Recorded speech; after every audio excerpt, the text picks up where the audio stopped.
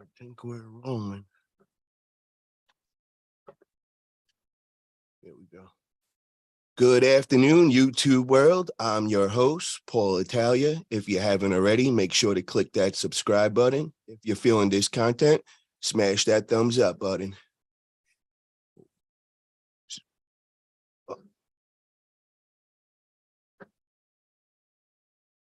So it is my pleasure to introduce today's guest. He is an OG in our sport, Dave Marrocco. How are you, brother? I'm good. I'm good. How you doing, Paul?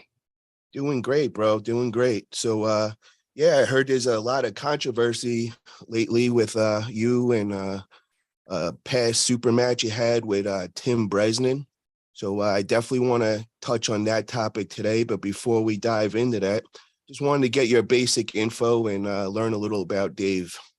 So, Dave, how old are you, and how many years you've been arm wrestling? 59. This spring will be 36 years. I started in 1987. Wow. Okay. Okay. I was 24 years old when I started. And how did you find arm wrestling? Well, I grew up in South Florida, and I was up here in Baltimore visiting my mother, and I was just up here to visit. And my mom saw a arm wrestling, just a local event at the Glen Burnie Mall, which was local to where we lived. And she said, "Look, Dave, there's an arm wrestling tournament." And I always liked arm wrestle in high school, but I never did it competitively. So I went to a local event, and I think I placed third or fourth. I want to say third. I lost in the semis, but it did fairly well for a local, just a small little venue. And the guys, matter of fact, the guy's name was Josh Hall. He was like where we practiced, and he said, "You could be really good. You got some good tools if you worked at it."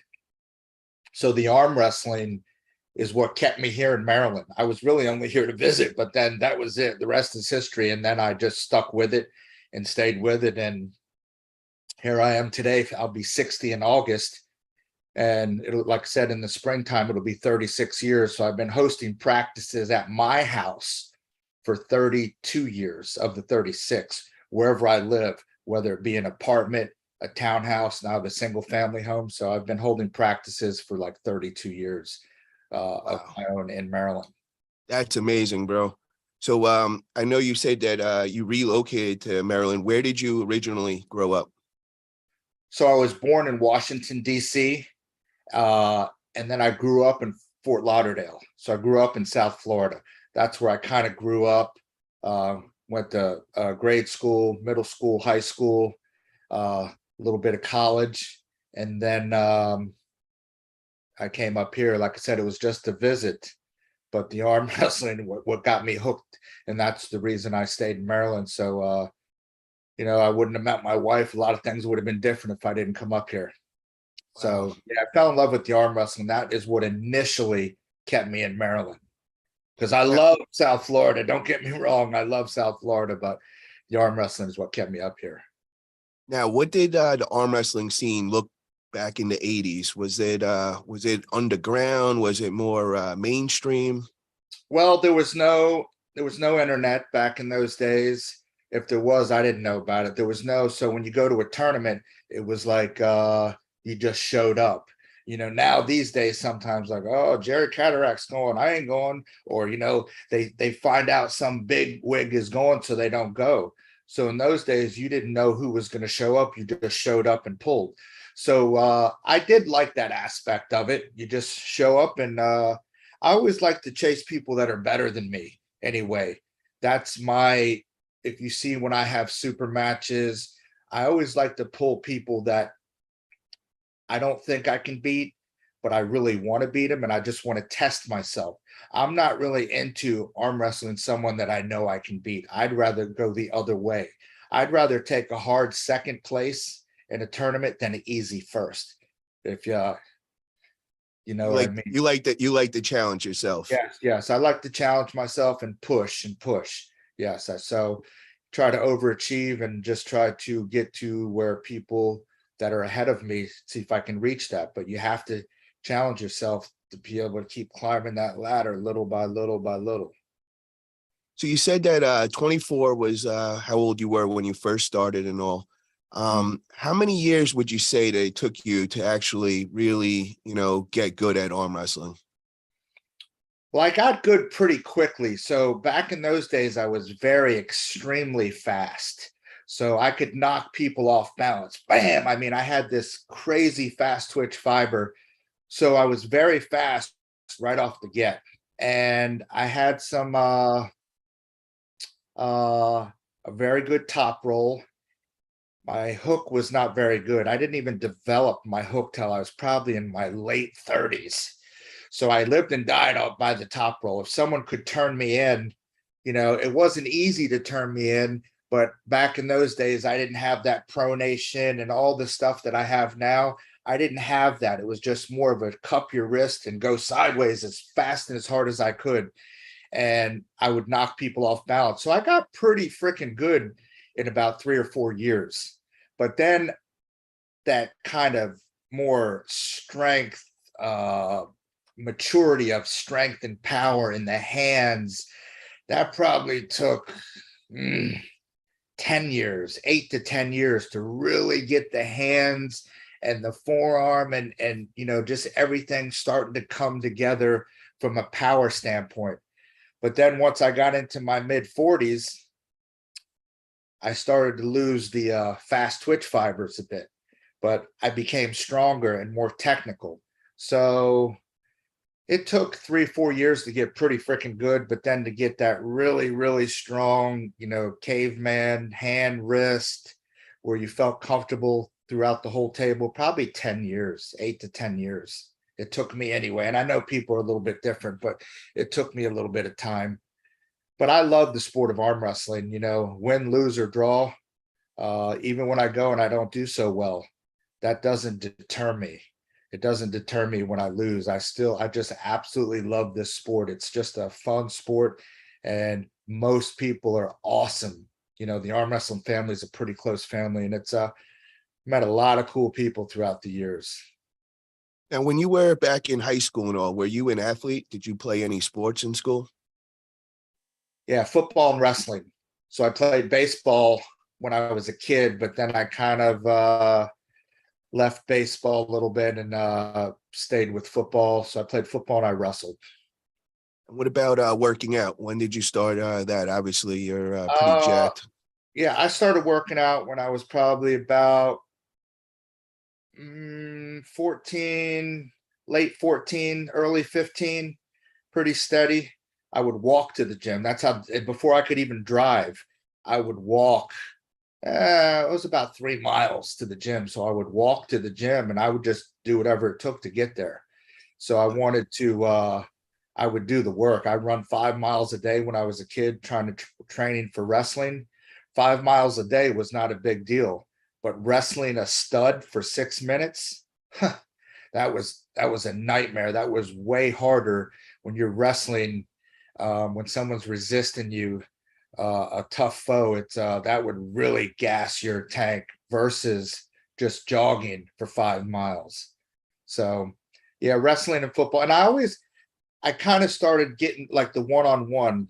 I loved football, but when I wrestled, I really took a liking to that. And even after high school, I went to college and wrestled. I wasn't on the wrestling team, but I wrestled with the wrestling team, and I actually got a lot better the year after high school.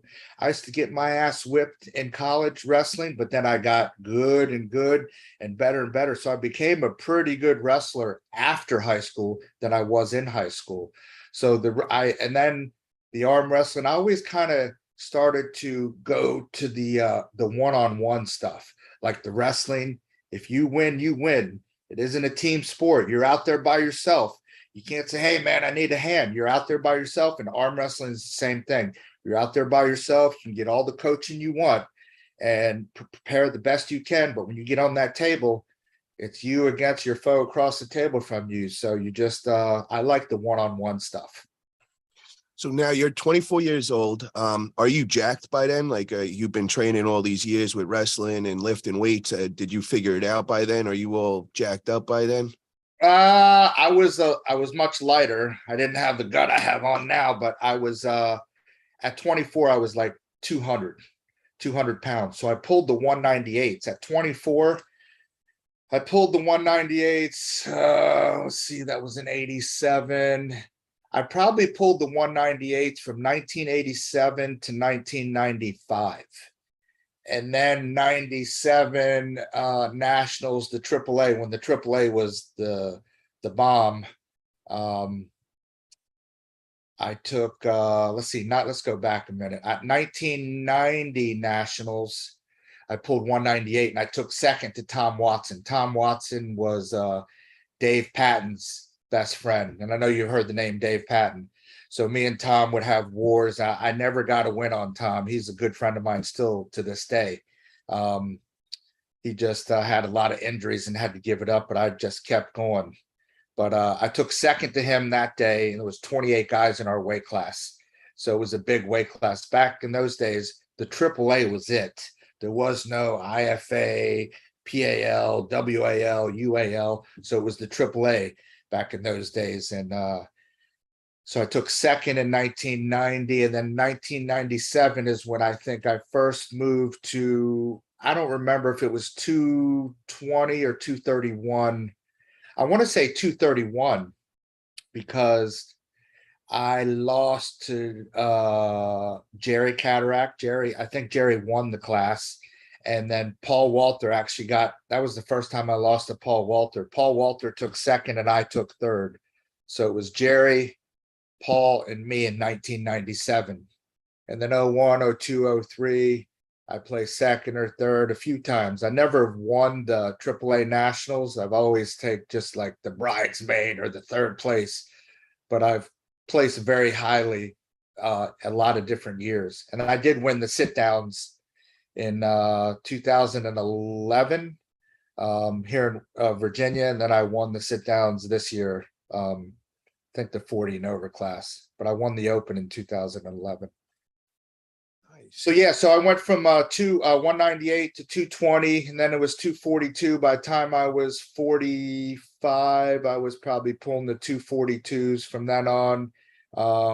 And I got pretty heavy a couple of years ago. It was like I think I got to 290. Right now I'm 270, and I'm trying to get down to, I want to get down to 242 again, because at 270, I'm really a small super heavyweight. I'm not a big guy for super heavyweight class, because you see, I mean, look at these guys. Look who like Jerry Cadorette, Tim Bresnan. He's got to be 320. There's a lot of big dudes. Look at Levan, it's 400 pounds, and we had as good a shape as Devin can get himself into at 300 pounds. But you cannot give up 100 pounds of just raw muscle.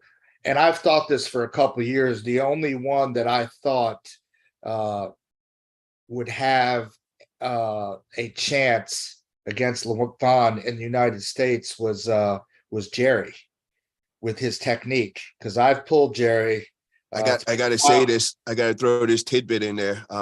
When you seen that I linked up with Jerry, you hit me up. I remember that you were texting me that day, and you were like, "Bro, that is genius. You got the right guy to bring the number one." You kept saying, you're like, "Bro, it's that style of Jerry's. He's the only one that I think has a shot with Levan."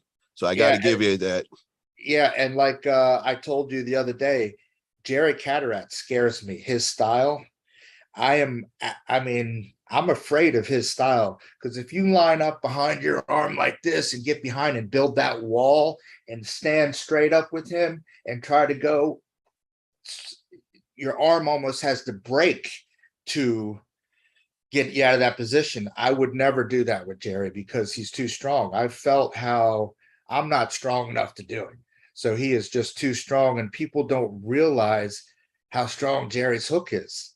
I mean, he beat Todd Hutchings pretty good about 3 years ago, and Todd's inside power is right there. It's right there with anybody. It's right there. So yeah, Jerry is a dangerous human being, and he's very fast too.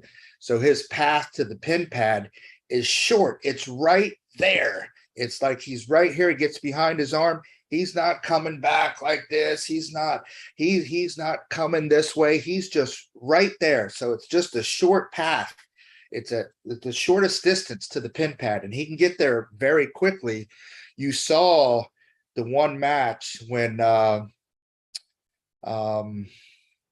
Gennady tried to hook Jerry. Jerry went right through him.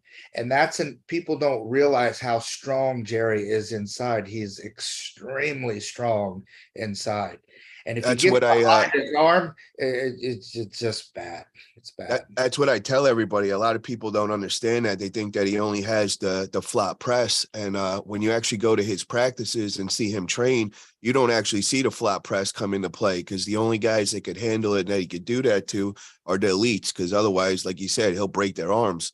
So when you actually see him at a practice, he's going inside in a hook all the time. And that's why when everybody was just like, oh, you don't want to go inside with Gennady. And, me and Jerry are thinking like, bro, that's where he wants to go. And, the first time when they first ran into each other in Istanbul, Turkey, that was the first thing Jerry went up to him and was like, yo, you want to go inside? And Gennady didn't know what to say. He was like, so.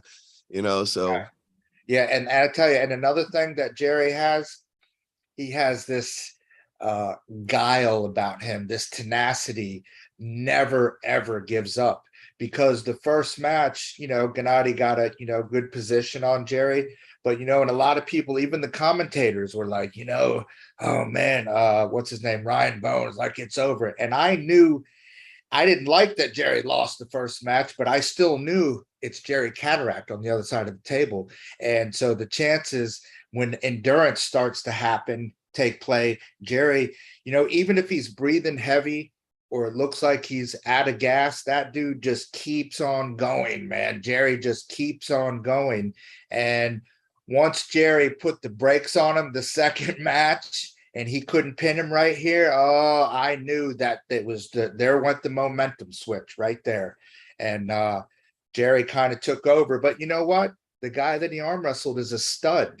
Gennady is no joke. That guy that Jerry just beat is very, very formidable opponent. Very, very strong. And kind of just very similar to Jerry. Just both of them were like beating their chests when they won a match, but Jerry just came out on top. He just outwilled the guy. And he outwilled the guy that has a lot of will. So that was a very good win. What do you think of the next match he's got coming up, November 19th? He's going against Hermes at East vs. West 5, set by Engin Terzi. But how do you think that's going to turn out? Well, I got to go with Jerry, my man Jerry. There's no way I can go against Jerry. But this is my thoughts. So even though Jerry trained for however long he trained to pull Gennady, the Jerry Cadorette that's going to pull Gasparini is going to be stronger than the Jerry Cadorette that pulled Gennady, because now he has more time to pull, more time to practice. He got into a good war with Gennady, so he's going to go find some good practices to go to where some people can beat up on him a bit and let people get on him different arms throughout the country. He's actually going to come to see us here in the end of September, but I think that version of Jerry is going to be better. Just like John Brzenk, when John came back, I think his first match, if I'm not mistaken, was Chance Shaw. And then, but as John kept going, he got better and better and better. And John is much better now than he was when he lost to Devin. And I don't know I think I heard that John was sick a little bit before he pulled his last match. He had COVID. So I talk to John on the phone from time to time, but John just looks better and better. He's been back about a year now, and he just looks like he's getting better and better. So I expect the same from Jerry Cadorette.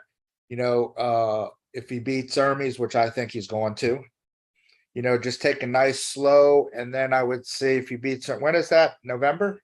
Yeah, November 19th. November, December, January, February, March, April, May. I don't know, 6 or 7 months. That would be my guess. Then it could be Jerry against Levan. And I think that is good timing. or I don't know if where does this guy sit? You know, the real tall one, By tally. Vitali. Where is he at, like, in the equation? So he was number 2 in the world rankings, but they had to take off the Russians recently due to the politics and all. So that's where it gets a little dicey right now because Engen can't actually put them in the rankings as of yet. But I actually think they had a big match. I think it was yesterday. I believe it was Vitali Dimitri. won. Vitali Yeah, won. Vitali won, but I believe there was somebody else though that was there that beat Vitali also. Oh, really? Yeah, so that really Yeah, but throws a if it monkey was wrench in it. after, but was it after did he have a super match with this first person and I then pull someone else? I don't know all the details, yeah, but I I did see honestly gotta. Vitali win because he took the guy's hand. The guy had a lot of side pressure, but Vitali took his hand, then they slipped, and then the second start. I mean, the guy made Vitali arm wrestle, so that guy was strong, and Vitali was able to get him. So, is it your understanding if Jerry or when Jerry beats Gasparini, does he go right to Levan or is there another match in between? So my understanding is that Engen said that the winner of Hermes versus Jerry will get the next match against Levan. Now we heard it was on the Aussie arm wrestler. I was listening the other day, and he reported back. Actually, I think it was Neil Pickup did an interview with Levan. I didn't actually get to hear that, but what I did hear from the Aussie arm wrestler who was breaking down that interview was that that Levan did say that he was going to have a match in Dubai and it was going to be in February. He didn't say an opponent, but he did say he had to find out. He had to watch to see what happens. Now, with all this stuff that's going on, we got to assume that he's waiting to see the winner of Hermes versus Jerry in November.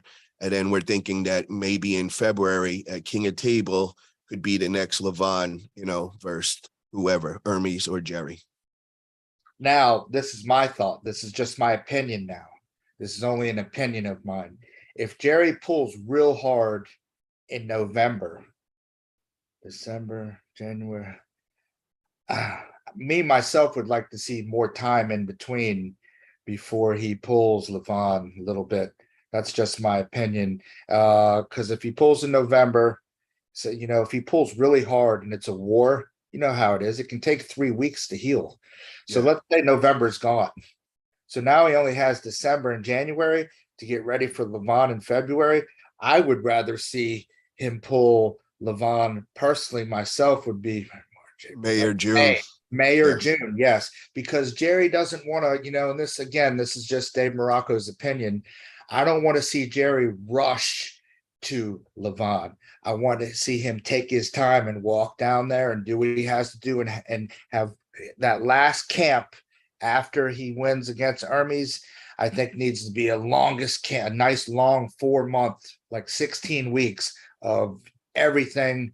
Train, and just try to get as strong as he possibly can. And then he's got to let himself rest for, I like to rest for 2.5 weeks before I pull really hard. So if he's sore for 3 weeks in November and you lose after he pulls Gasparini, so he's into December, he can train December and some of January. And if he has to rest 2.5 weeks before he pulls Levan, I just think February is a bit early. And that's just my take on it. I agree with you. And I think May or June, you want Jerry to go, because if Jerry goes and is unsuccessful, then he'll have to go back and, beat a couple dudes again. It could take 18 months for him to get back there. So I would rather see Jerry wait till, I say May or June would be optimal for Jerry. And that's exactly what me and Jerry were discussing after that first win with Gennady is, we're not just looking at this as the next match with Hermes. We're kind of doing a full progression with the ending goal be Levan. So, after that last match with Gennady, we were just throwing out dates and all, and we were saying, you got your match in November. And like you said, we would think May, June would give us the perfect amount of time, give him 5-6 months of just really focused training for Levan, and if you figure all that out, it's about a full year from when he first came back. and each time he's progressing and getting better and stronger each time. So, that would be the most ideal plan. Like I said, we haven't talked with Engen or anything, and, it's all going to be on what happens in November. But I got to say, I'm very, very confident in Jerry with this match against Hermes. This is the match he wanted to come back to. He didn't want the Gennady match first, but he was down to take it. But he's been saying he wants Hermes from day one. And he truly believes that Hermes is not really built for him. He thinks that Hermes is a lot smaller frame, and he don't think it's going to hold up when he comes crashing in on him. So we'll find out on November. But I'll tell you one thing, he stepped up training. We are doing a full camp September. I'm actually coming out there in the next couple of days, and we're going to start doing his weekly practices. We're going to start hitting some workouts and everything. And then, like I said, September 25th, we have the big practice going down at your house, and that's going to be Sunday, September 25th, 1 p.m. We're asking all the elites, all the top guys, everybody around Maryland, come on through, help Jerry get ready. We need as many arms as possible, top level, really just tugging on Jerry and just getting him prepared for this match and all.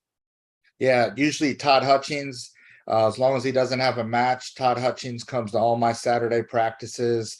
I've had Marcio there plenty of times, Travis, Ron Bath. So I already talked to Ron a little bit. He's trying to make a practice here. And if he knows Jerry's coming, I don't know if he can make this next one, but it sounded like it could have been 50-50. So I'm actually going to talk to Ron. I'm going to give Ron a shout tomorrow. And, I think Ron would love to come up and help. We got to get behind Jerry, man. We got to help him out, man. He's USA, baby. We got to get Jerry. He's the guy. I believe he's the problem.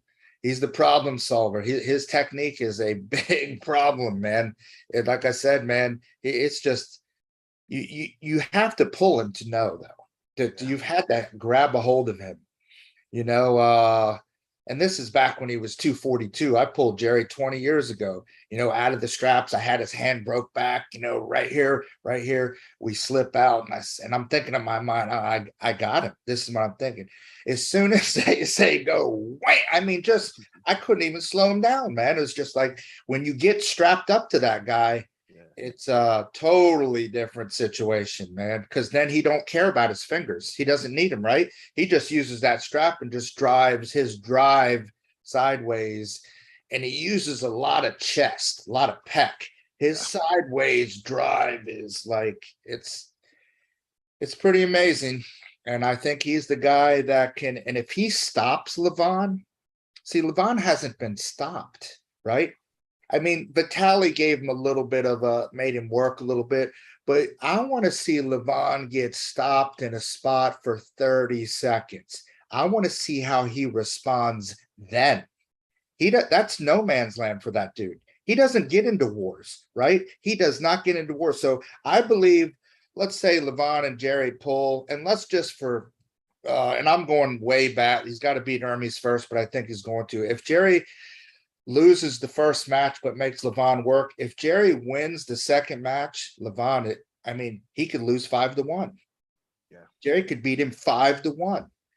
I really want to see Levan's endurance tested, because just like you said, we haven't seen that happen. So he goes right through everybody so easily, so quickly. But just like you said, this style is something different. And a lot of guys, they think, they got somebody in their practice that does somewhat of a press, so they think they know what's coming until you actually feel Jerry's flop press, and it's a whole nother level. And he is the man at that move, bro. And, yes, he is.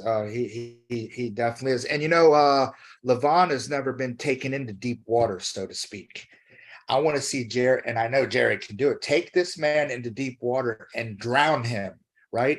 If you take him into deep water and let's see him fend for himself when he's fighting for his life and they're back and forth, he hasn't had that yet, right? So, and Jerry is so used to that. If you stop Jerry and Jerry's in a war, that's nothing new to him. He trains for wars, right? Because Jerry, I mean, but don't get me wrong, you have to be super, super elite to stop Jerry, right? Because he's just going to whack your good arm wrestlers. He's just going to whack them right away. But you have to be super elite. But Jerry is trained for wars for years. So if this match stops, every second that goes past 10 seconds leans to Jerry, Jerry, Jerry, Jerry, Jerry. So Jerry, I believe if the time frame is right and Jerry waits to like I said, would we say 5 or 6 months, a good 5 months training after Gasparini, he gives himself very good chance to be successful against Levan. Yeah, the other thing that we're really focusing on is the endurance aspect of it. You know, that was the first weakness we seen when he went against Gennady. You know, he definitely was a little gassed, and but like I said, he likes those long, grueling matches and all. But we're definitely going to work that cardio, you know, because he only got into the cardio aspect like 2 weeks before the match with Gennady. You know, that's when he started really putting it in, and you know, he was doing 10 miles a day on his bicycle. He actually dropped like 15, 20 pounds in that last 2 weeks. But that is the one thing we're going to tighten up. You know, we're not going to wait to the end on this, and we're going to train endurance the whole time. So, and then like you guys say, the guy is just a monster when it does the training with volume training. I mean, you know, he jumps on a bench, he hits 60 reps with 225 like it's nothing. Then he's jumping up on his pull-up bar and he's doing static holds. I mean, this is all at 330 pounds moving around like a lightweight, which is just, it's mind-boggling when you see it in person. It's definitely some next level. Oh yeah. And like when I'm trying to get my endurance up a bit for a super match, I'll curl 75 pounds on an easy curl bar, which is not a lot of weight. A little bit of CrossFit. I curl it 100 times, 100 reps for time. So when I first started doing it, I don't remember, maybe 4 or 5 minutes, but I got it down to just over 2 minutes. Now, so when you curl the first, it's only 75 pounds. I could do 30 reps, no problem, first set, but you only set it down for 8, 9 seconds, then pick it up, do 12, 8, 9 seconds, then 12. Now 12 turns into 10. Then it's down to 8, then 8. And then when you get on the arm wrestling table, if you get into a war, that blood comes out of your arm faster because you're used to it. So, and like I said, if Jerry was going to lose a match, his chances of losing, especially against someone of the likes of Gennady right out of the gate, would have been this first version of Jerry, right? And he didn't lose that one, right? So, and he's going to be better as we keep progressing, right? And I said the same thing about Brzezinski last year. If John's going to lose, it could be this first time against Chance Shaw. But then he beat Chance, and then he just got better and better. If you watch how John progressed, and I expect the same thing out of Jerry. You got to let Jerry progress. I mean, he's kind of taking it easy for what, 3 years? Yeah, 3 years. 3 years. Yeah, about 3 years, Jerry. And people forgot about him. Oh, he's not training anymore. He's not strong anymore. Well, that's not true. It didn't take him long, did it?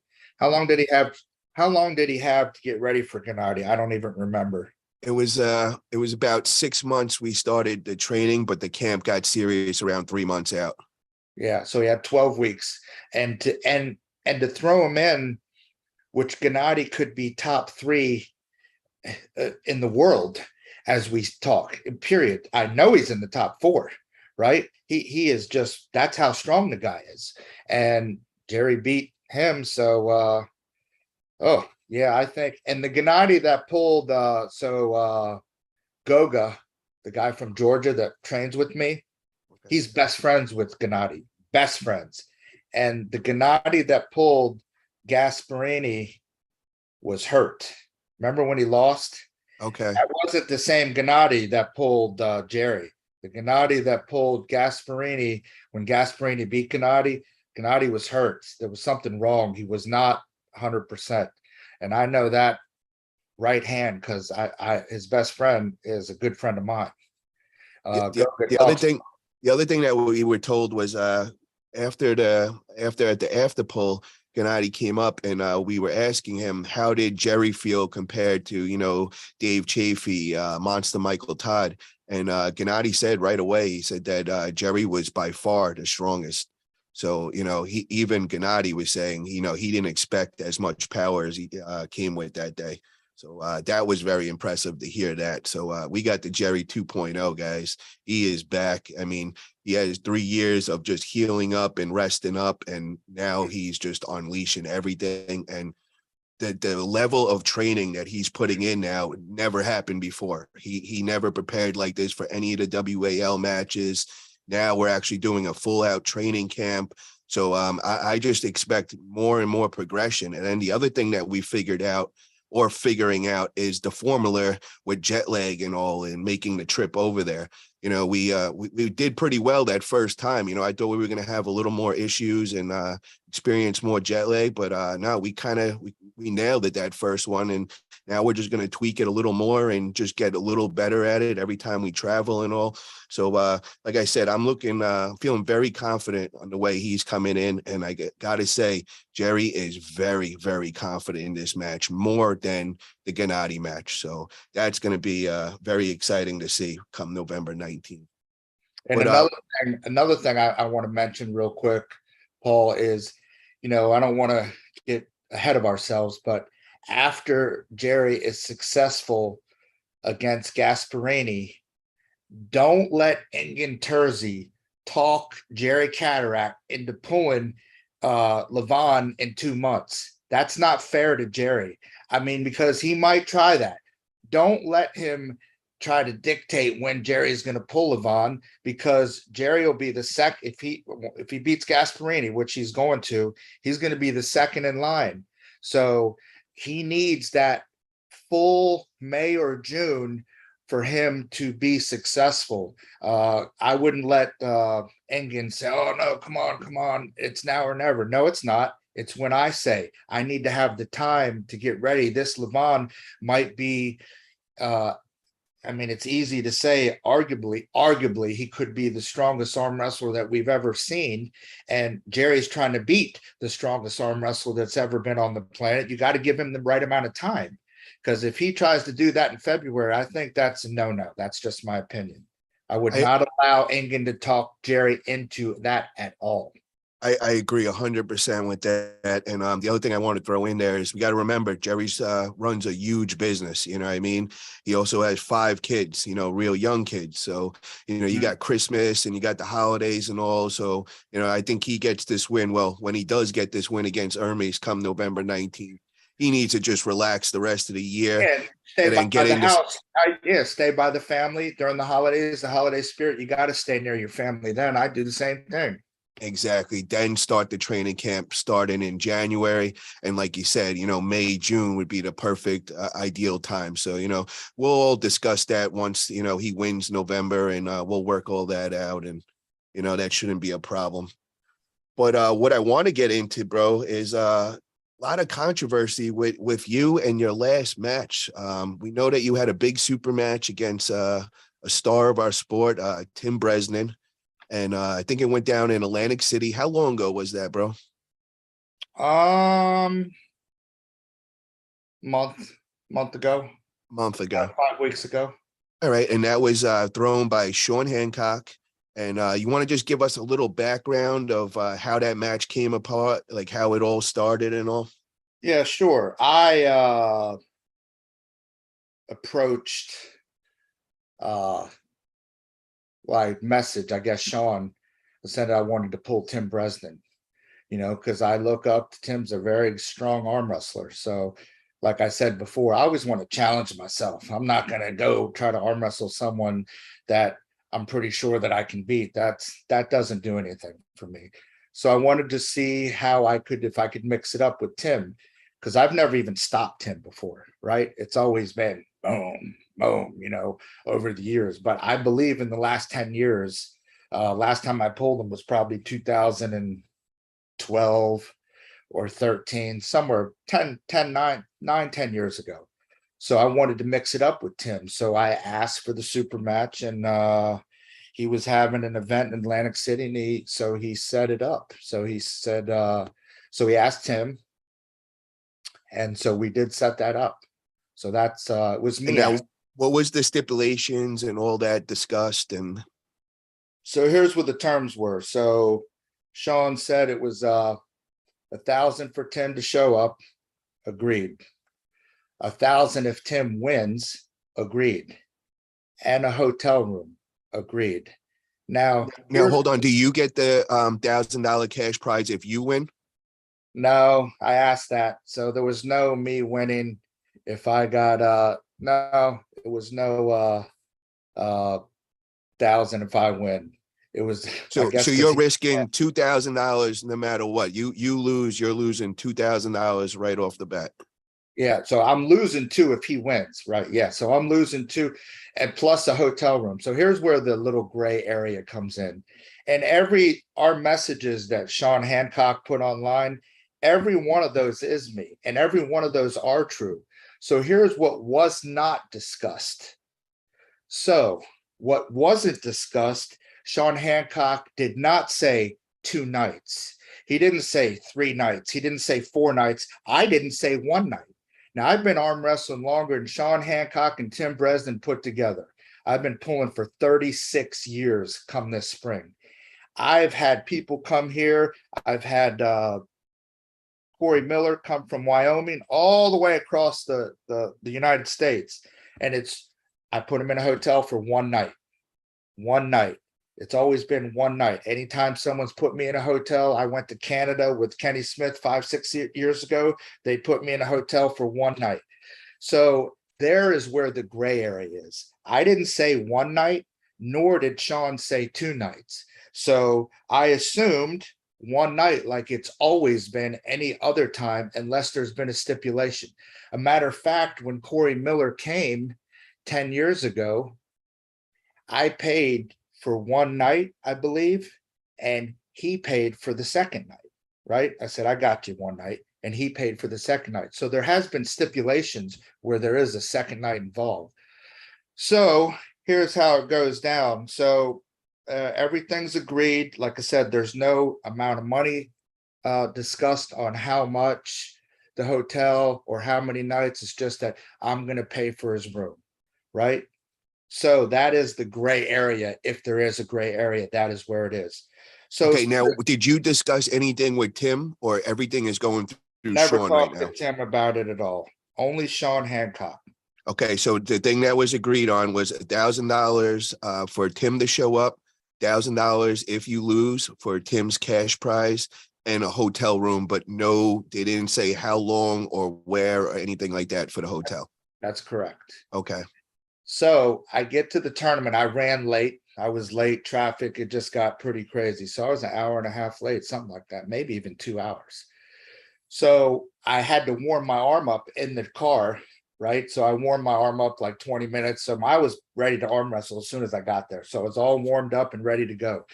So I walk up, and Sean was like, they were like, yeah, Marrocco is finally here. You need to warm up. I said, no, I'm ready. I'm ready to arm wrestle now, because I knew I didn't want to hold Tim up anymore. That was like, kind of sucked that I was that late. So anyway, 2 minutes before I arm wrestled Tim Bresnan, they showed me a bill that said, oh yeah, by the way, the hotel room was $690. I got so freaking mad inside, but I had to hold my emotions because I'm getting ready to arm wrestle a guy that I've never beaten before, right? So I had to put that aside. When they showed me the 690, and they don't know because I didn't show it, but I was very bent. Now hold on. Where is the 690? What hotel is this at? And is this somewhere next to the venue? Yeah, I think it's somewhere next to the venue. I didn't look at it like that. But I did see $690. Now, did you stay in a hotel that night, or did you go home right after the event? No, because it was only well, it should have been 3 hours and 15 minutes. Ended up being 4 hours. It ended up being 4.5 hours because traffic was very bad. So I drove there. It's a 4-hour drive. I drove there, should have been 3. I drove there and then I drove home right after. And for Tim, I think he's about a half hour more than me. So he's about a 4.5 hour drive.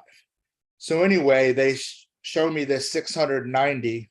I don't remember if it was Tim or Sean. I think it was, I don't remember. It doesn't even matter.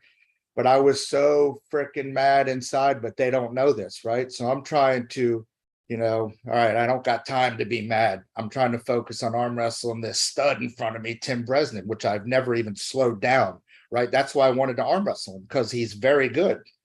So I put that aside. And so then we arm wrestled, and Tim he wins. So after Tim wins, I don't know, 2 minutes, 2.5 minutes, I walk over. It's me, Steve Walker, Goga, and Goga's wife are together. And then I think Steve went on, and me and Goga and his wife. So then they tried to say that I disappeared, right? So there's just so many things that aren't true. I disappeared and I broke camp and was trying to get away. And then Peter Milano tracked me down. And I'm not trying, I love Pete Milano. He's a good dude, but he's a big human being. If Peter, so hold on, where did you go right after that? They couldn't find you. You left right after? No, I didn't go anywhere. There's a picture of where I was. I guess I'm gonna have to put it up too now. I was probably 100 feet from where the arm wrestling table was. So that's where I went. Now, where was the event actually at? It was out on the boardwalk. It was on the boardwalk at the very end of the boardwalk. Okay. So I was still on the boardwalk, still in vision of the arm wrestling table. So you got these people saying that I tried to disappear. And then they, Sean Hancock and Pete Milano had to track me down to get paid. Now, let me tell you something. If I wasn't going to pay, why did I have $2,200 in an envelope with me in my pocket? And if I wasn't going to pay, Sean Hancock couldn't have done anything about it anyway, right? I wasn't not going to pay. I owed the money. I gave Sean Hancock $2,200 cash immediately when he came up. And then he, so there's just a lot of things that got twisted. He said that I said, so let me just clarify this for everybody. So you had $2,200, and in your head, it was for the $1,000 show up fee for Tim, $1,000 cash prize for Tim, and $200 that you assumed was going to be the hotel cost for one night at Atlantic City for him. That's correct. Okay. That is 100% correct. So me giving Sean Hancock $2,200 cash is not up for discussion. That is a fact with a capital F. I gave Sean Hancock $2,200 cash. That is not even up for discussion anywhere. Okay, so how long after the match you go right after? Give me an idea minute wise, how long until you gave him that $2,200 cash? 2 minutes. Okay, so it was right after the loss. So you went, gave. So then, what were they saying that you disappeared? I'm not getting that. They're lying. I don't know why they're saying that I disappeared. I never got out of sight. Didn't disappear. I didn't disappear. So I don't understand that at all. I'm scratching my head to even understand that. What was Sean's reaction when you handed him the $2,200? Now, did he count that in front of you? Did he say something now? No. So here's what I said. So I gave him $2,200 cash. Now, let me back up a minute. And I've owned my own business for 30 years, right? I own a successful concrete business. So here's how the deal goes. PAL is the, what do you call him? The director, what would you call that? What would he be called? Is the organization that Sean works for. Organization or the sponsor, whatever you want to call it. He's the organization. So he was like the boss. Sean Hancock was like the boss. So Tim Bresnan is Sean Hancock's athlete, not Dave Marrocco's. I handed Sean Hancock $2,200 cash. So again, let me just back up my business. Let's say I get shorted. You think I haven't got shorted before in business? If I get shorted, guess what? Dave Marrocco doesn't get paid. not my employees. They get paid no matter what, right? They get paid no matter what. I don't care if I go in the hole, they get paid. My men get paid every week, no matter what. If someone's going to eat something, it's me because I am the captain of the ship. So the PAL was the sponsor, right? They're the organization. They are the group. So Sean Hancock should have went directly to Tim Bresnan and gave him $2,000. Tim Bresnan is the athlete, correct? Tim Bresnan is, then these are facts. Tim Bresnan's the athlete. Tim Bresnan should have got $2,000 from Sean Hancock. Had I, and I shouldn't even had to do this, but had I known, I'd have went and give Tim Bresnan 2,000 and Sean Hancock 200 towards the room. That's what I would have done. So Sean Hancock, and this is a fact, gave Tim Bresnan 1,500 and kept 7. He gave Tim 1,500. Now, So why did he keep the 700? I guess he paid for the hotel. I guess he paid for the hotel. And this is just me guessing, right? I guess he paid for the hotel, but why else would he? But he gave Tim Bresnan 1,500 and kept 700 of it. Man, that's wrong from Sean's point of view. That's your athlete right there, boy. You need to pay your guy. He's your employee right there. You're the employer. Guess what? You're PAL, you're the head of the organization. You need to pay your athlete. So he should have paid Tim 2,000, kept 200 and, tried to come at me for the 500, which $690 is unreasonable. And here's another thing. I was trying to talk myself into doing this. I was trying to talk myself into paying this guy. I was like, man, maybe I should just give it to him. And I knew it was wrong. I knew it was wrong. I was like, oh, and again, like all the texts between me and Sean, that's all true, right? The only thing that is where it gets squirrely is when he gave me the bill for $690 2 minutes before I was arm wrestling Tim Bresnan. And what do you think that did to me mentally? I was bent out of shape right there, but I had to suck that up and try to just put that off to the side. And I did. I put it off to the side and I arm wrestled Tim. I have no excuses arm wrestling Tim Bresnan. That's a strong dude, right? But I did compete with him very well. And we'll get to that in a minute. So anyway, that's where it got squirrely. Dave, how long before this was the match set up? How long did the match? How long before the actual super match date did you know of this and prep? Probably about, I want to say 10 weeks, maybe something like that, somewhere around 10 weeks.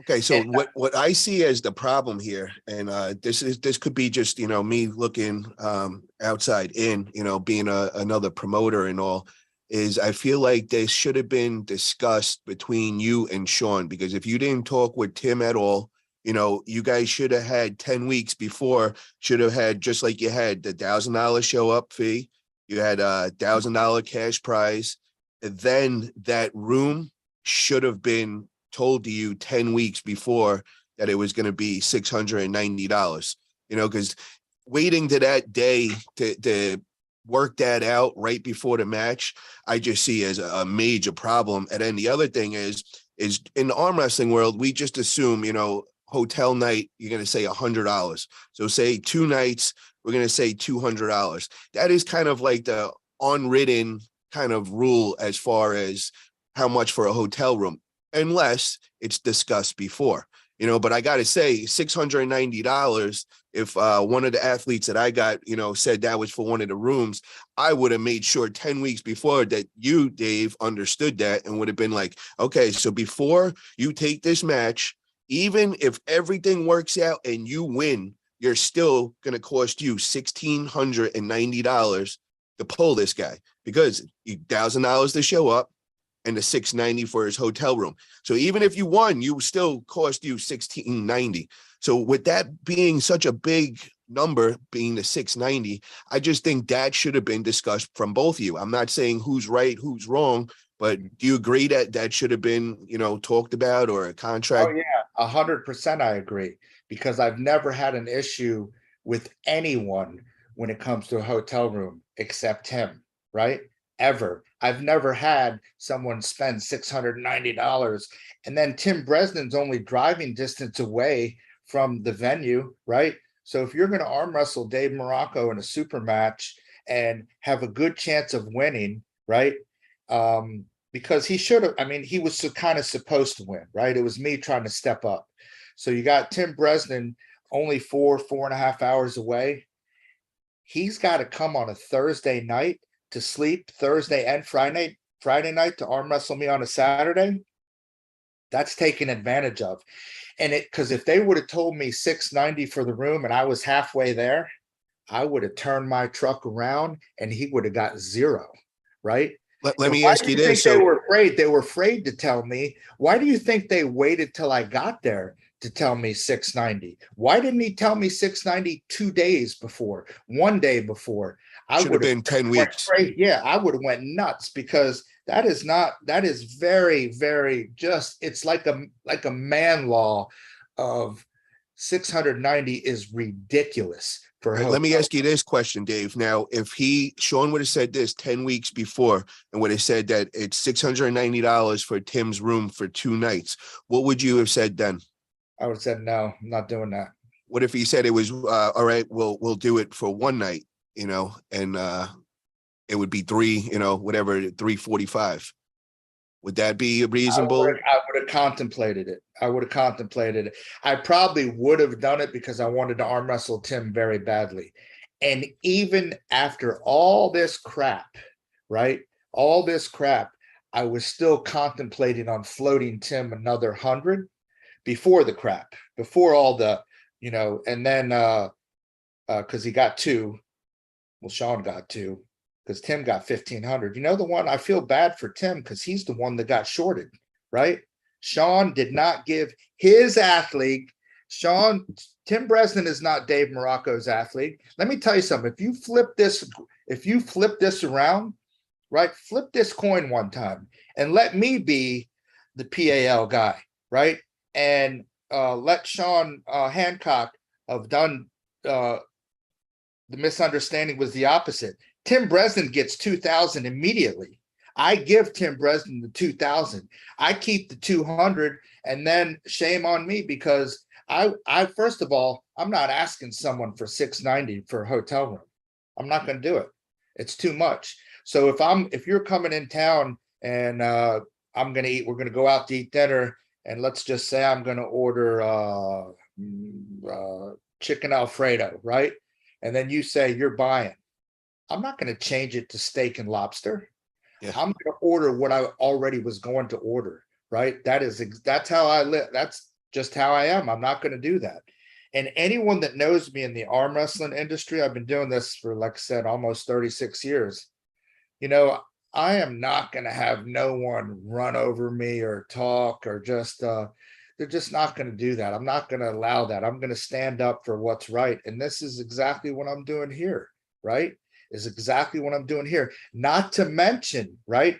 And again, not to mention, Chuck Bardo and I've showed at least 10 people, Devin Larrett, Travis Bagent, Craig Toulier, Paul Lynn, Kenny Smith, and I'm not putting anyone out there. I've showed, and probably 3 more, the foul that Rance Clayton, and there's 3 more just like it, where there is no foul. There is no foul, not even a little micro foul. My elbow is on the pad, right?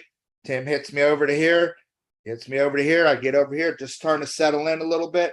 There's no elbow foul. And look, Chuck Bardo put that on the other day. Not one comment. And that's a fact. The camera does not lie. And there's 3 more. I had 4 fouls, not 8. I had 4 fouls. So I fouled out of the 6 rounds. I fouled out 4 of the 6 rounds. Now, tell you the truth, Sean Hancock did a pretty good job with his side of the reffing, right? It was Rance. So, and again, I just sucked that up, right? That is what it is. But what I do know is I can attain Tim Bresnan's strength, right? I don't care how it went. I lost. I can attain that strength because it wasn't I mean, my wrist is better than his. My wrist was better than his. A couple times we went and his wrist buckled. Let Mine me never ask buckled. this, Dave. Did you do you feel if those fouls weren't called that the outcome of the match would have changed? I'm not sure. I'm not so sure. Yeah, the outcome where I could have got a win or two, I think I could have got a win or two. Yes, me beating Tim Bresnan, and there again, Dave Morocco is going to always tell the truth. I think it's probably unlikely that I win, but I win a match or two. Now, this is what I do believe. 6 months from now, I'm training a little bit more, understanding, because it's hard to get confidence against somebody that I've never stopped. Got to remember, before this, Tim always right through me, right through me, right through me, right through me, right? And then in the straps, baby, it was on. And Tim's good in the straps, but so am I. That's where I'm very good. I'm better in the straps than out of the straps. So So, Dave, where did this go south though? Where did so that all the controversy starts. When was it brought to your acknowledgement that there's a problem? Was it okay, so it went south when I text him and talked to Tim, and then Tim ran and told Sean Hancock. Hang on, I'll read it to you. You so know what? how long after the event was this that you talked to Tim? And let me just ask you, this is the first time that you're talking to Tim, even before the match or after? This is the first time you guys are communicating, correct? I haven't talked to Tim Bresnan. We've only texted a few times. No talking, because Tim's kind of like he's a little bit deaf, so he can't hear very well on the phone. So you got to kind of text Tim Bresnan, because he's hard of hearing. Like when he's arm wrestling, you got to be loud when you say go and stuff. So that night he texts you and says No, there's a problem. no. So it was all good. It was never Tim. It was Sean Hancock, and he waited a few days, money. And again, like I said, all the texts that Sean sent between me and him, they're true. Because I like I said, I was trying to talk myself into doing this. And I was trying to talk myself into doing. Then I was like, but then Sean, hang on, I'm gonna tell you right now. Then when this big did you see it when it took place, when it got out of hand online a few days ago? No, I Did you didn't. see all this? Okay, because so my wife, and then Tim said, "Oh, you erased it." Well, I didn't erase it. My wife did. My wife didn't want she didn't want all that because she has customers that are our friends on Facebook. So I didn't erase it. But what happened? Word started going back and forth online. Yeah. So before that, it was what's his name? Hang on, let me pull it up. Yeah, you find that on your text, but I want to just ask my subscribers below. You guys can just comment below what you guys think of the whole story, and with the $690 hotel fee, and how that was brought up that day of. What do you guys think? Do you think it should have been brought up 10 weeks before when the match was set up, or do you think that's a reasonable $690 for a hotel room? Just comment below. We kind of just want to feel out what you guys are thinking right now. Even 3 days before, right? Because if they would have told me 3 days before, I would have said, save your money, Tim, because I'm not paying $690, right? You probably could have talked me into $345. You probably could have talked me into that, right? But $690 is but me being a promoter, I gotta disagree with that, man. It's gotta be when you set that match 10 weeks before. Because like I don't want to, I don't want to be put in this position myself. I do a lot of super matches and all, and I like to just give out all the info right off the bat. This way, if you back out, then you knew all the stipulations beforehand. So leaving it to the last day, I mean, it's almost like they felt like they knew $690 was going to be a problem, and they didn't want to deal with that until the day of. Okay, this is what got me bent out of shape. So I was still like in my mind, just fit. I was, like I said, I was trying to work through this, right? This was very but then here's what made it easy for me. August 24th, 1:26 in the afternoon. Now this is PAL, this is Sean Hancock. And when he says I hear, that's from Tim Bresnan, because I did say stuff to Tim Bresnan. I should have gave you the money, not Sean, is what I told him. I hear now that it's my fault. You didn't pay in full. Lots of excuses keep coming from paying $500. So here's the deal. I'm paying Tim. You owe me $500. Are you going to pay me what you owe me or not? No beating around the bush, no excuses. On your reputation goes a long way in this sport. Are you sure you want to damage that? Pay what you owe, or just say you're not going to. So when he sent that to me, I said, I'm not going to, right? Then that's when I went from being cool to not being cool. And that's when I said, nope, I'm not. So I don't think he paid Tim, right? Maybe he did, but he is the guy that should have paid Tim immediately. Tim is his athlete. Am I wrong in saying that? Well, I think we're going What past would the you have problem. done? Let me ask you this: What would you have done if it was your Let's say me and you are in the you're Sean Hancock, So same exact situation, I'm going to and tell it's you Jerry, exactly what and I it's would do. Jerry, and it's Jerry. Would you 10, pay? 10 weeks out, I would have brought this up and I would have said, this is what the hotel room's going to cost. Because by doing that, you're getting a full agreement. There's nothing that's going to be a mystery. Waiting to the last second, I feel like it was a mistake. But also I don't want to blame Sean because he's also under the impression that you're paying up the $1,000 appearance, you're willing to pay the $1,000 cash prize. So I'm thinking that he just assumed everything was going the way it was supposed to and all that. Maybe he was a little surprised when Tim gave him the $690 fee for the hotel as well. But to solve that, I'm not saying Sean personally, but any promoter should do this from now on, is put everything out the contract. This is going to be the appearance fee. This is going to be the cash prize. This is going to be the hotel fee. That would have been taken care of 10 weeks beforehand. There'd be no issue. And, if you didn't pay then there would be a problem. So that's my only issue, was that it was brought to you. Yeah, that's the gray area, right? That's the gray area. And look, on me and him, that is the gray area. But, since it didn't happen, like you said, since it didn't happen like 10 weeks prior when we first set up the match, because look, here's another thing, and this is on text too. Sean told me he was going to give me a link to pay the hotel, right? And this was month and a half before. I said, Sean, I don't have a link. I don't have a link. Because if I would have had a chance to pay for the hotel before Tim stayed and blah, blah, blah, I wouldn't have booked him no 690 and I would have paid for one night, right? So I asked more than once. I don't have a link, because he was going to send me a link where I could pay it, right? I would have booked the room myself for Tim, right? And you can promise you it wouldn't have been $690. I would have booked the room myself. And I reached out, and why wouldn't you let me do that? Why wouldn't he let me do that? You know what I mean? He said, he just couldn't be awaited. The lady's not answering. Anybody can call a hotel room and book a room for somebody else. I can call and book a room for you, no problem. I can call and book a room for Ron Bath, Kenny Smith, Paul Lynn, anywhere with my card and with your name, my credit card. But that wasn't allowed, because I tried that and I was waiting. I was just waiting for a link. And I didn't think this was going to happen, right?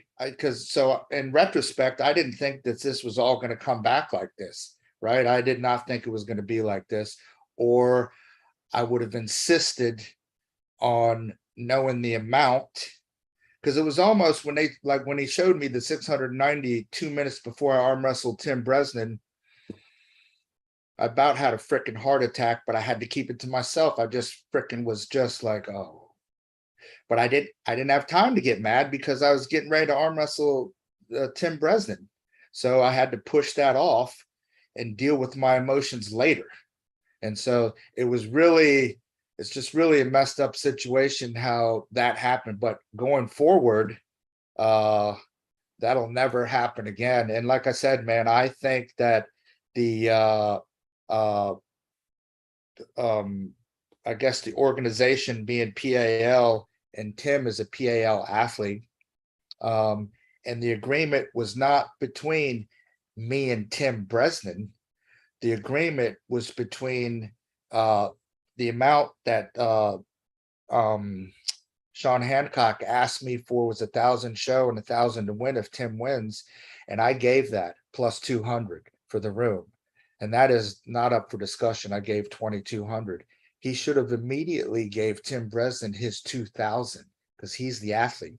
He only gave Tim 1,500. He kept the 700. That's what happened. And then just add in all this little, like this hoopla, like where the squirrely stuff comes in. I tried to run off. That's just them making stuff up, right? Now, Just what's trying to going on now with the community? Like, are they talking about it? Is it coming as a problem? Because, you know, this is also your reputation on the line. And, you know, I know you were saying that there was something that went online and people were kind of like bad mouthing your name. Well, And so I saw Tim on the 98%. Is that what it is? 98%. And I could not believe what I was hearing. well, they love that. You know, that's like the bunch So of all hyenas. it was like bashing people Well, most that's of all they not do, all man. the time. And I felt bad for Sue Fisher because I love Sue Fisher and Roger Learn, and you know I'm good with oh man, I hate when I Chuck Bardo. Um, but the Ryan Gronden, he was making fun of Travis, saying September is clep lip month and stuff like that.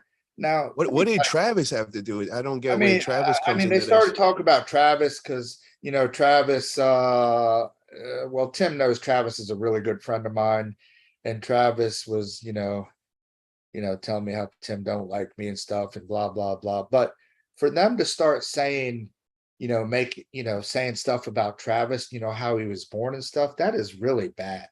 That's crazy, man. I mean, I mean, that I just don't get that. I don't understand that at all. Why would you sit there? They're kind of all laughing about it's not funny. That's not funny. That's just not funny. And then I think they were saying something about Tim was like saying something about you and I guess is it or I don't know if it was Hermes. Was it Hermes or got drunk over there after Jerry won?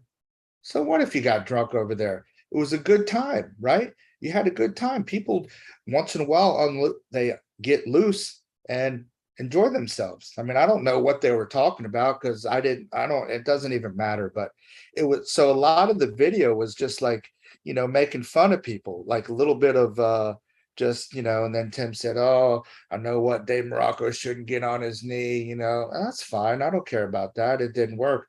But I know one thing. I'm right there with that. The bottom line is what I needed to see with me and Tim. I was very happy with my strength level versus his because I'm right there.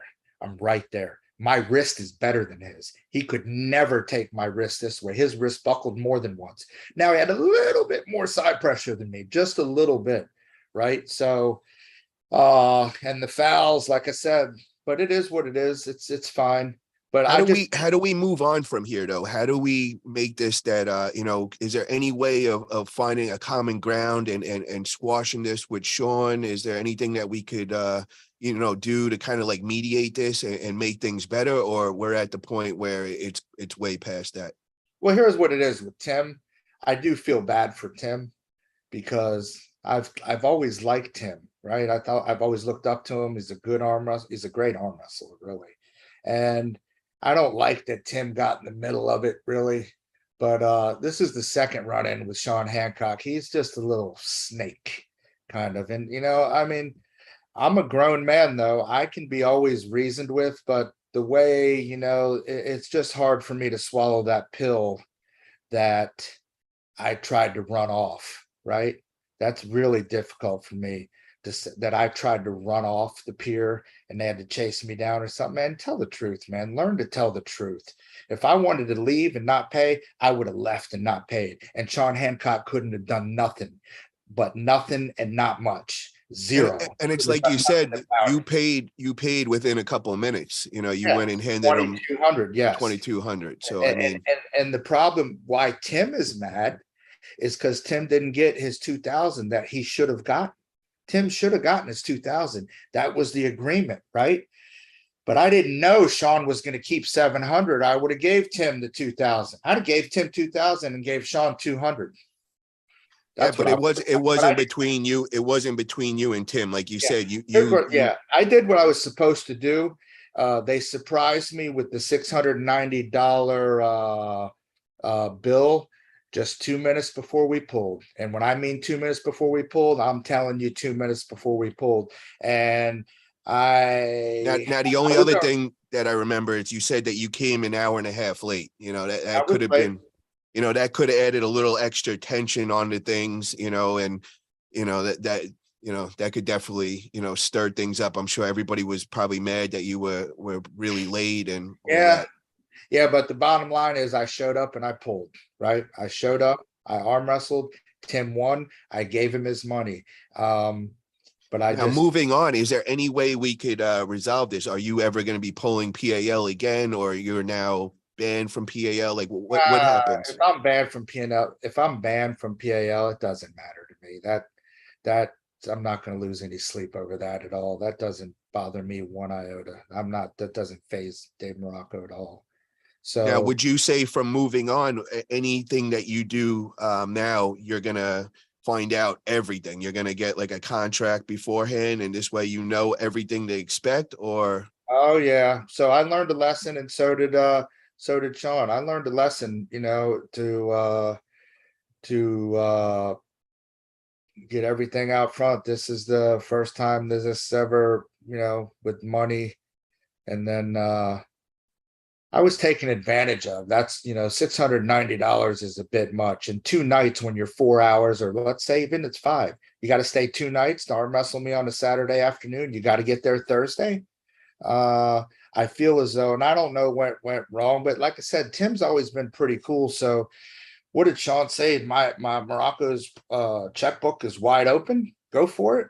I don't know. I don't know what happened, but I wonder if Tim would have had to pay himself, would he have come out there for 2 nights? That's what you got. That's the question you ask yourself. Would he have come 2 nights if he was paying himself? I think I mean, not. I'm gonna just say what my thoughts are, man. Is you know, people know you. You know, you got money, man. You know, you're a successful business and all that. So what I'm thinking is that you were paying this much money just to get this match with him. I'm thinking they were just thinking, oh, you know what? Fuck it, man. We're gonna try getting a decent room in Atlantic City. He's gonna get there on a Thursday and see if there's a problem with it. If nobody says anything, hey, Tim's getting a nice room and gonna have a nice little vacay weekend away. So, you know, I'm thinking that's kind of where it was going as far as that. And Sean was just, you know, maybe it slipped his mind, you know, that he had to bring up the hotel cost, and that day he brought it up. And then maybe it was a surprise to him, you know, seeing $690. You know, some of those rooms do get expensive in Atlantic City. But just from me knowing, as being a promoter and all, you know, I always assume when I gotta get somebody in for the day or whatever, it's gonna be $100, somewhere between 150 max for a room. You know, and that's just kind of like what we go. But you got to also remember, when you are staying in Atlantic City on the boardwalk, it might be a little more expensive. But like I said, this should have all been discussed, taken care of 10 weeks before. And I think Sean has learned that. You know, now Sean, from moving on, is not going to, you know, accept any other super match until everything is, the money's either put up front or it's discussed and agreed on. You know, and I don't think there's anybody that's really, you know, to blame necessarily on this other than miscommunication. You know, and I just hope that you guys could work this out, and you could put this behind you guys. You know, you did give him the 2,200, right? You didn't take anything back at the end of that. No question. He got 2,200. And here's the other thing. When I was a young man, my dad used to always tell me, when you want to make a point with somebody, go to extremes, David. And I've used this my whole life, and I'm going to use it now. So if Tim Bresnan stayed for 2 nights, right? He stayed for 2 nights. We agree on that? He stayed for 2 nights. What if he would have stayed 3 nights? What if he would have stayed 4 nights? Right? Let's say he would have stayed 3 nights or even 4 nights. Where do you draw the line? Right? You have to draw a line in the sand somewhere. What if he would have stayed 5 nights? Oh, Morocco said he'd pay the hotel. It's 5 nights now. I mean, when does it stop? Right? So, like I said, this little man law, which obviously is going to change now, has always been one night. When I put someone in a hotel room, it's one night. Ron Bass came up here for a practice, one night, right? He came up here from Georgia to here, one night. It's always one night. Anytime So I've Dave, ever put anyone up. September 25th, when I come in there, bro. So I see there's a penthouse at the Marriott. You got me, right, bro? Yeah, man. 1,100 a night. I got you, bud. I All got right. you. So, but you know, it is an unfortunate situation, but like I said, the little bit of squirrely part was if I could have known before, you know, they should have gave me a heads up. I tried to pay for the hotel room.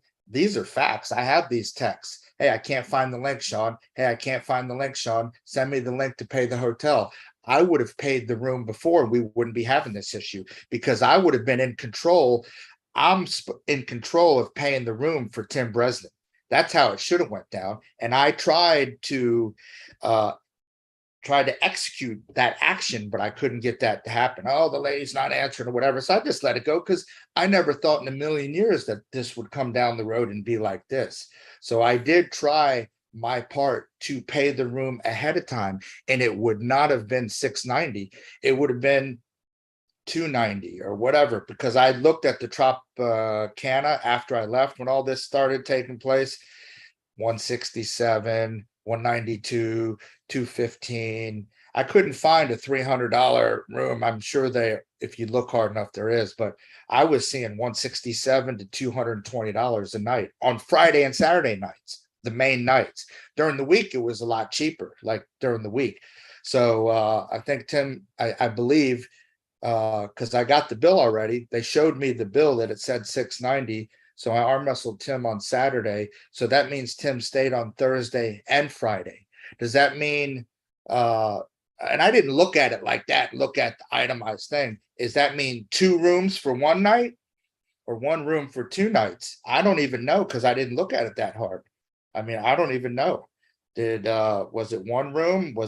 Did Corey stay in another room? I don't know. I'm assuming it was 1 room for 2 nights, right? Because I'd never agreed to pay for 2 rooms. So I'm assuming that it's 1 room for 2 nights. And then the other squirrely part is that I ran off. So why did they have to, that's kind of just making stuff up that I ran off and took off down the pier. I was never out of sight of the arm wrestling table. Now, who said that you ran off? Just so we could clarify that.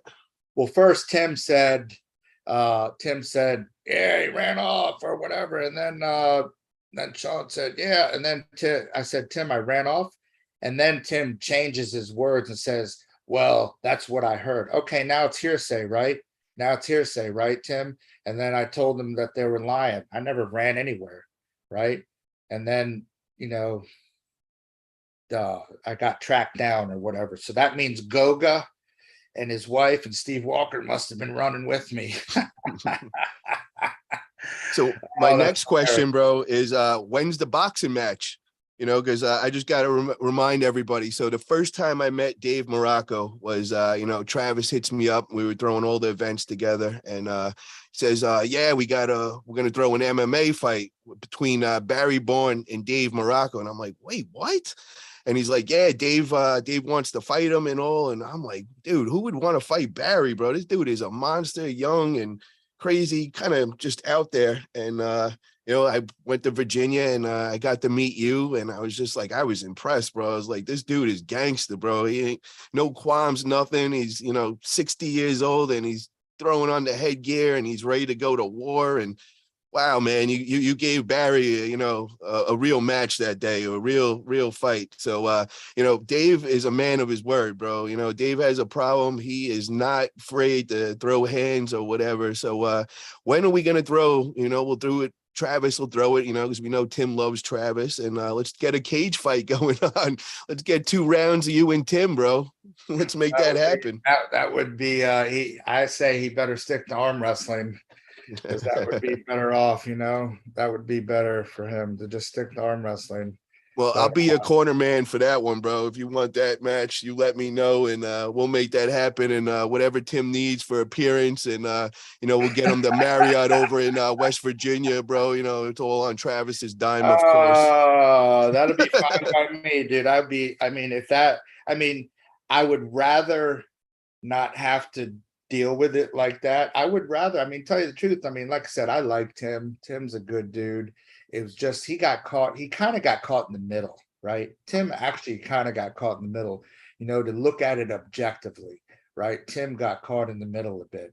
But again, and I just I can't. mean, you can't hold it against him, bro. He's getting $1,000 to show up. He gets an extra $1,000 if he wins. I mean, he gets to pick his own hotel in Atlantic City, go away for a weekend.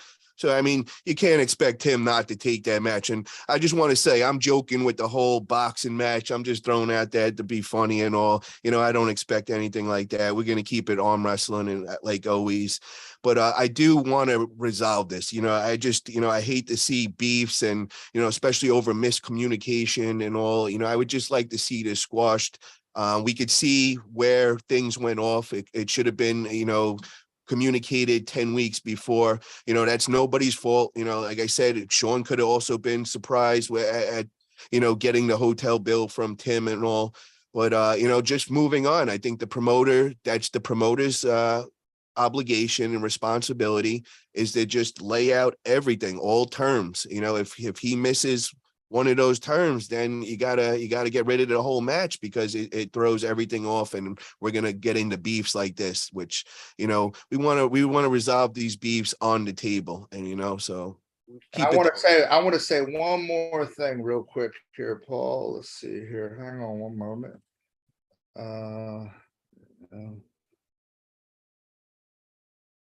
So to my subscribers out there, I just want to get your guys' thoughts on things. How many you got? How you doing on the subscribing thing? Yeah, we're starting to get up there, bro. I think I'm somewhere up in the 6,000 mark. It's a slow. Where is it when you start getting paid? Like, what number does that? Over 1,000 subscribers. 1,000 subscribers, you could get monetized. You got to have 4,000 hours of viewing time. But I mean, it's a slow grind, bro. You're not going to just wake up and start killing it and making money. It's just, you're gaining 20, 30 subscribers a day and you're just grinding. It takes some time. It's a lot of work. It's like having a full-time job. I've never worked so hard. I'm up editing 8-9 hours a day, and I'm just like, running 2 YouTube channels. Like I don't have enough things on my plate already. Okay, so just real quick, this was the me trying to pay for the room. This is June 13th. So this is 6 weeks before. This is Sean asking me, how do you want to handle Tim's room for Atlantic City? I said, put it on my debit card. Then he says 10-4. Do you want me to send you the link to pay it? I said, yes, send me the link. Thanks. So this is June 14th. So June 15th, can I pay for Tim's room yet? June 16th, he says, I've asked her for a link. I'll ask again this morning. This is June 16th. So me called. Terrible service. This is nothing. Yeah, so that was the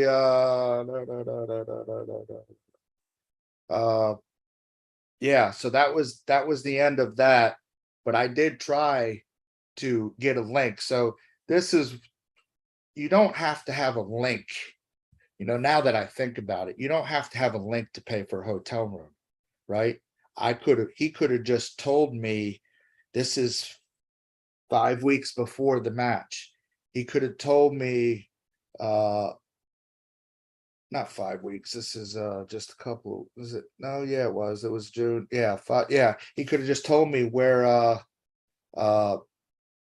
what room, what hotel or whatever, or just where the venue was. And I could have called and did the room and paid for it with my card way before this match. And it would have already all been settled. We wouldn't be having this conversation right now, because I would have said, Tim, I would have had to ask Tim then. I would have said, do you want to stay Friday night before the match, or do you want to stay Saturday night after the match? That's what I would have asked Tim Bresnan. And then he would have told me, or I would have asked Sean to ask him. And then maybe Tim could have told Sean, but I would have paid for one night. But I did try to reach out. Who put it on their card then at the end of the day? Because you never got the link. So then Sean put it on his card? I'm assuming he did. Yeah, I'm assuming he did because I didn't pay for anything, but I tried to. I was going to pay for this 6 weeks before. Can I buy for Tim's room yet? I've asked for a link. I mean, I could have just called the hotel and paid. I didn't need a link. I could have called the hotel. That's how I usually do it, right? Call, talk to somebody. But I was been happy to pay for the room way before this, and we wouldn't have had this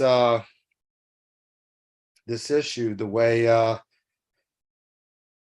and then there was an accident. It was a bad accident where I was sitting for an hour and 15 minutes.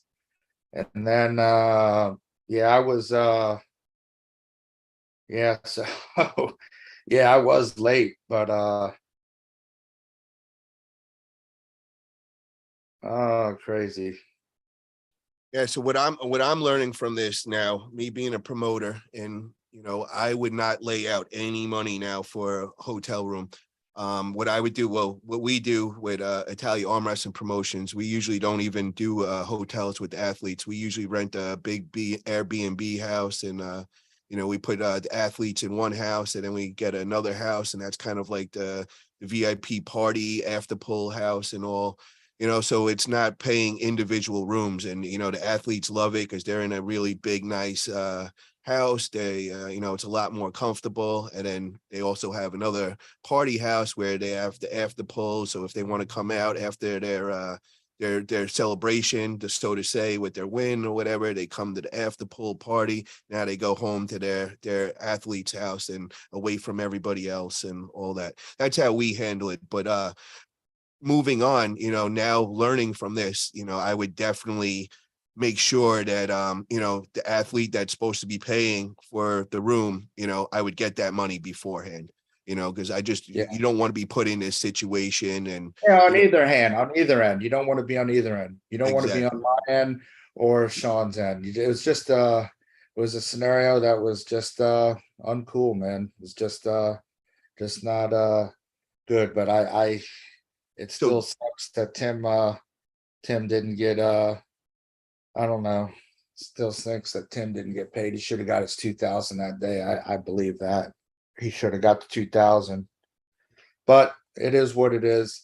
And the other thing, like we talked a little bit earlier about the 98%, that's bad habit, man. Just you know, making fun of Travis like that, and that's just uncool, man. That's just if I was I don't even want to say it. I'll just keep my mouth shut. But no, I mean yeah, that the thing that I don't if understand, I was Travis, man, that would just whew, ah, the thing I don't understand with that group is, they claim that they're here and, growing the sport and helping out the sport. But anytime I ever hear, it's just negative stuff they're putting out there. They're always attacking somebody. They're always making memes. They think it's funny. And it's like, I just don't get it, guys. Like, we're supposed to be all on the same team here. If you don't like somebody, keep it to yourself, man. You don't got to start, if I want to start making fun of, Ryan Grandin, I mean, it's very easy. I mean, dude's 300 and some pounds, hasn't seen his dick since freaking he was a baby. You know what I mean? So it's like we could do that all day, just poking fun. But that's not helping grow the sport. That's bringing a bunch of negative energy into it. And I just don't understand it. There's a lot of guys in the arm wrestling world I don't like. You don't hear me talking shit about them. If I don't like them, I just don't associate with them. I don't go on their YouTube channel. I don't look at their stuff. It's these guys, man. I just, I feel and like they're look, this miserable is in not life. this is here, this right here, a keyboard warrior. That is not, this doesn't mean you're a tough guy, right? This doesn't mean anything, man. If you have an issue with someone or you want to at least maybe hash it out or something, talk to someone in person, man. Wait till you see him face to face and Oh, then I got to talk tell to you him. this, bro, but they do talk to us in person. Ryan comes in, the first thing he comes running up, he's all nervous and everything. He goes, shakes hands with, you guys don't have beef with me, right? And Travis is not going to beat me up after this, right? And you're just like, bro, you were just fucking on a keyboard talking all this tough guy shit. But then when you come in person, you run up to us like you're our best friend. I wouldn't even shake his hand last time. I just looked at him. I'm like, bro, are you fucking kidding me? You talk all this shit and you expect me to shake your hand right now? You got a real problem with me. You don't like me. pull me outside into the parking lot. Say you got to have a conversation with me, and then we could do anything you want. You want to have a conversation? We could have a conversation. You want to do something else? We could do something else. I'm not going to go run to the police. I'm not going to tell nobody. We can handle it like men. We don't got to go back and forth. So, that's where I can't respect guys like that, because they've come up to me. They've said they squashed all the beef. We have no drama, but it still continues. So, I will never look at them as a man eye to eye. I will never shake their hands because I know they're not a man of their word or whatever. So I definitely don't. Travis saw that. Travis saw that today. That stuff when they were I was like, I thought I was just mishearing something. I was like, I thought that oh, I don't want no part of that. I mean, I don't want no part of that. It's just You know what I want to see, bro? I want to see them show up at the next Travis event, and I want to see him with a few with his what does he get? The Jaeger bombs in him. And then let him go have a conversation about his cleft lip with Ryan and all those guys. I think that would be funny. That'd be a good one. Oh my goodness. Yeah. I mean, people forget Travis is 6'3", 265 pounds, right? And he ain't no punk. I mean, and the guys that are talking all this shit, bro, you just scratch your head, bro. You're like, dude, you are not built like that, guys. Like, stop. You're not tough. Maybe guys. it's because they know Travis won't do anything to them. I don't know. Maybe that's why.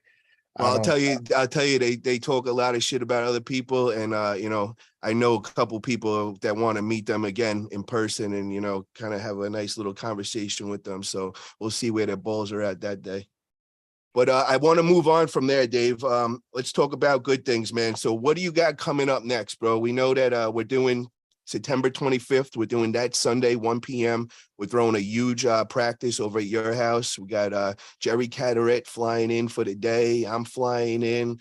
We're going to try getting all the top elite guys in your area. We're going to get the Maryland boys to come through. So that's the next big thing we got going on. So if you guys are in that area, definitely make the trip, bro. It's going to be amazing practice. And I'm very excited about this because when I got into the sport 3 years ago, I remember you throwing one of these big practices. And I remember watching being like, damn, man, I wish I could be there. I want to meet these guys. Dave Marrocco's is the place to go. It's the who's who of arm wrestling. You'd see all the videos of like 40, 50 guys, all the top pullers in the country coming through.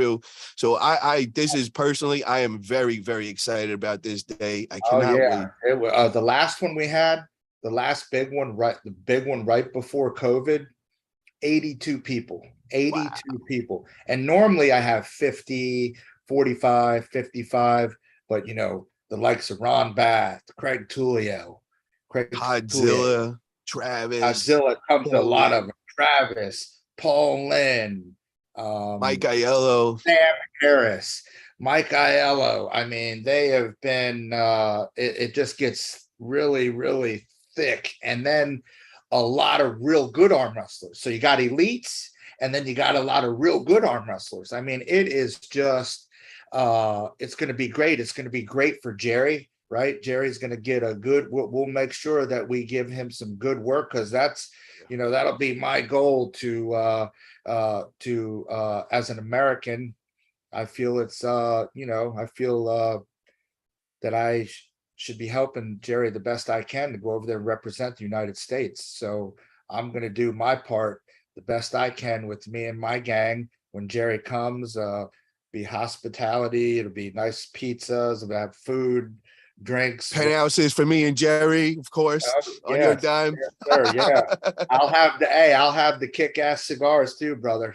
Hell yeah, bro. Oh yeah. So anyway, we will it'll be a great practice. And again, I know I already said this before, be careful with and I don't know if he's going to try to do that, but once Jerry is successful with Gasparini, don't let Engen talk Jerry into prematurely pulling Levan. That won't be fair to Jerry. And then to go over there and that maybe not be successful, that then it might, like I said, it could take 18 months to get back to the same spot. So I would not let because they don't let too much time go by for East West versus 4, East West versus 5, number 6, number 7, king of the table #2. Sometimes it's not too much time that passes per event. What, 2 months? That's no Yeah. time. But When I you gotta pull a say, big, bro, I love it as a fan. I love all oh the yeah, action I and do the too. I love build it up, too. keep going, because waiting, only 3-4 events a year of these big, it's like you want more, and it's Engen's delivering it, and it's What do with you King of think? Table. I got a good one for you. This is a very interesting match. What do you think? Um, Michael Todd and Prudnik. Wow. So this one is a tricky one, man. After seeing Prudnik go against Toddzilla and making such easy work of that, I gotta go with Prudnik, bro. Like, he's just another level, I feel like. And hearing Engen talk about him and calling him the Levan of the 110 kilogram class, so I don't know if Monster's gonna be able to handle this, bro. I know Monster is he's cut down in weight, he's got the fire lit under him. But I just don't know, man. I think Prudnik's going to be too big of a challenge for him that day. Yeah, I think my personal opinion is I think Prudnik pound for pound is the best on the planet right now. I think pound for pound, he is it right now. He is the 1990 John Brzenk. Fast forward 32 years. I just think he's got it all, man. He's got a press. He's got not Jerry's press, but he's got a press, a really good press. He's got a really good top roll. He's got a really good hook, and he's really, really fast with real good timing. So he has all the intangibles, every one of them, right? Where's he? Oh, get Prudnik here. He's weak. Get Prudnik. No, there is not. There is no weak spot on the guy. There's no, where's he vulnerable? Freaking nowhere, right?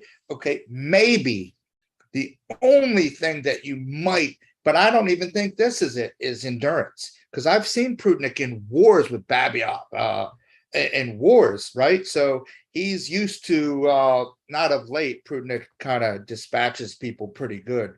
But that would be the only little question mark, is if Michael can take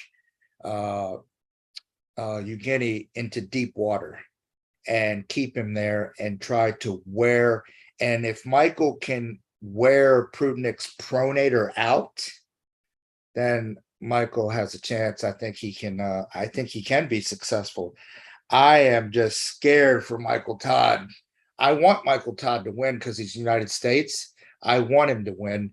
And I hope he does win, but it's a scary matchup. Now, if Michael Todd does win, oh my God, the rankings are going to be whacked again, right? If Michael beats Prudnik, that is just going to rock the boat again, right? It's just when Jerry beat Gennady. Oh my God, that just freaked. Jerry's not top 10. Jerry's not top 15. He's been out for 3 years. Oh, well, where is he now? What did they put Jerry? Where is he? #2. Okay. So they put him right there because he beat Gennady, is shown time and time again. He's been on a roll, dude. He's been crushing it. And then Jerry comes off the couch. Not off the couch.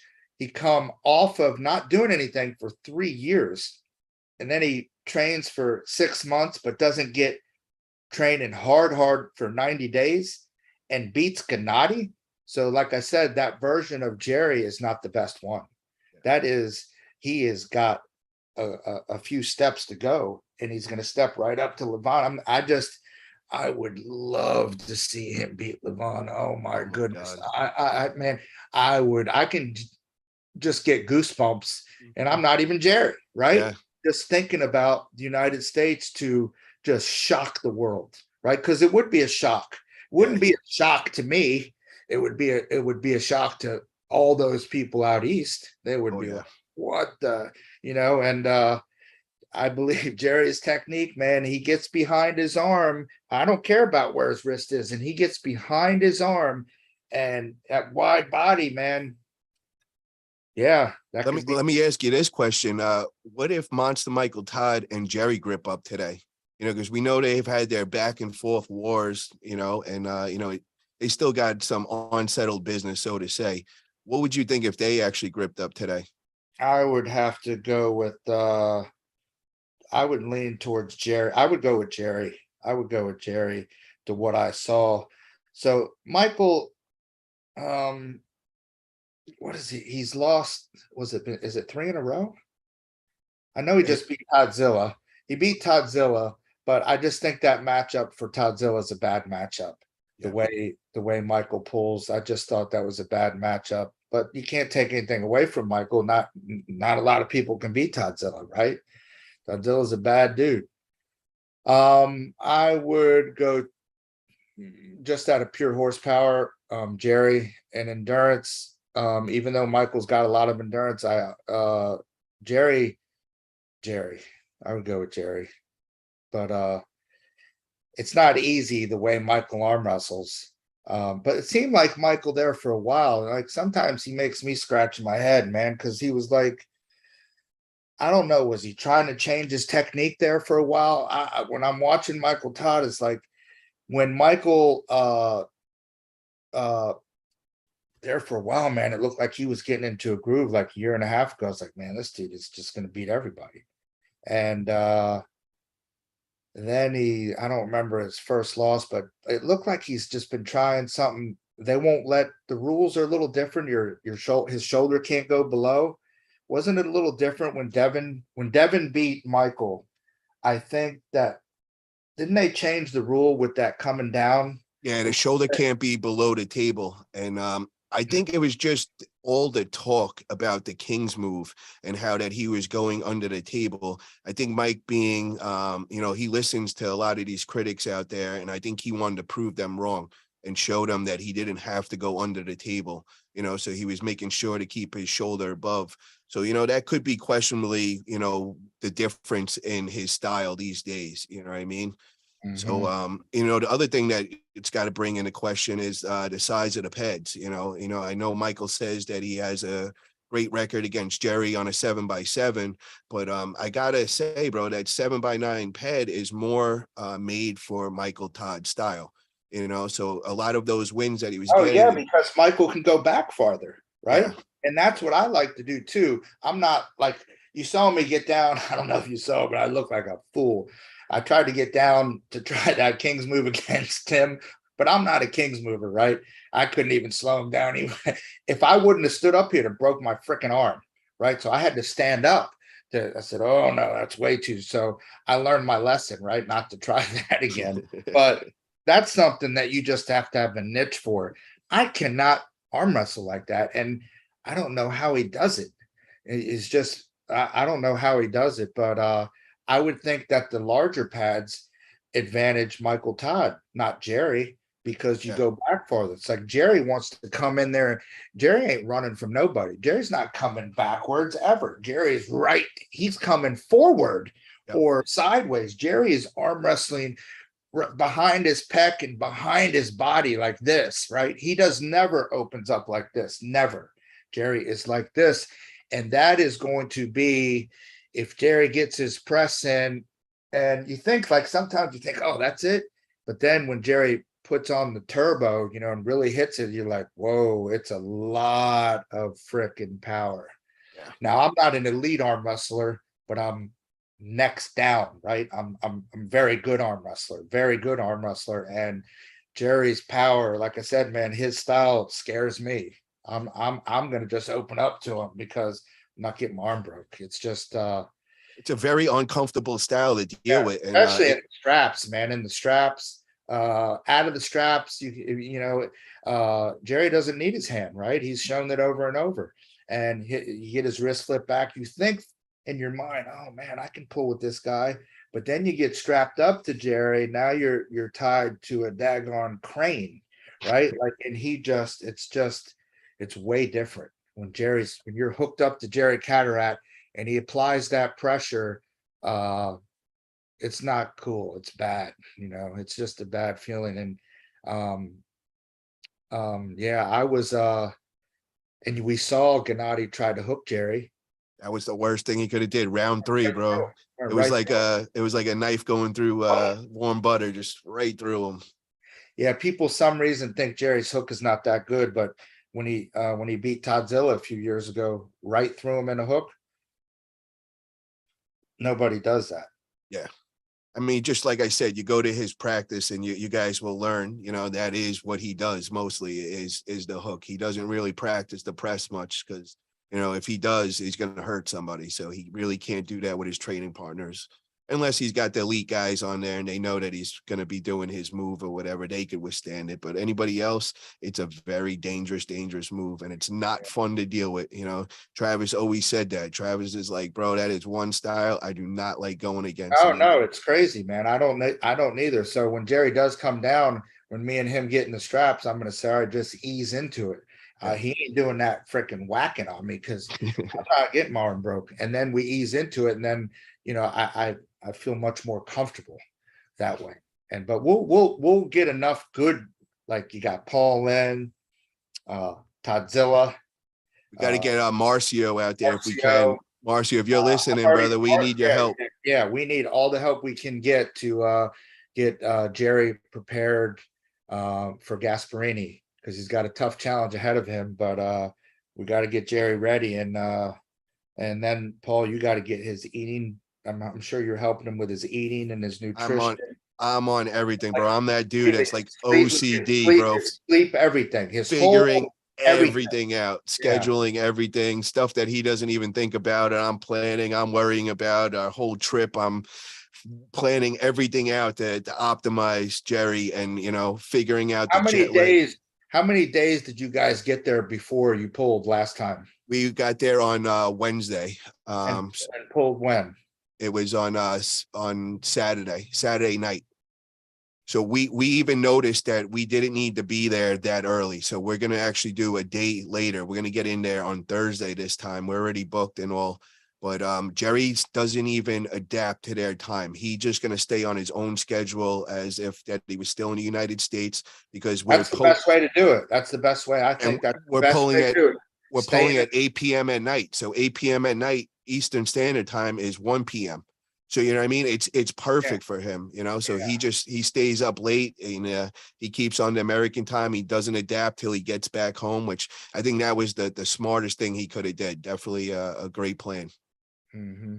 Yeah, I agree with you. I agree. So, Dave, I just want to call it a day, brother. I got a couple things I got to do. I just want to thank you for coming on and we got to talk about the controversy and kind of just give your version of everything. I hope that you and Sean and Tim could get through this, work this out and that there's no beef anymore. And, that moving on, just I think in conclusion, I think the promoter has learned now that, everything just has to be out, all the stipulations beforehand. And once both pullers agree, then we lock in the match. So, I think we're going to write this off as a miscommunication between you and the promoter and all. Yeah, I agree with that. Yeah, it was a lack of clarification on both sides, my side and his side. Right. So it's just lack of clarification. And that's just pretty much what it was, lack of clarifying what is to be expected of the room and or how many nights and all that stuff. So yeah, you try to learn and get better at life as you get older. Is there anything else you would like to say before we call it a day, Dave? No, well, look forward to seeing you, Jerry, here in about a month. I'm trying to get strong.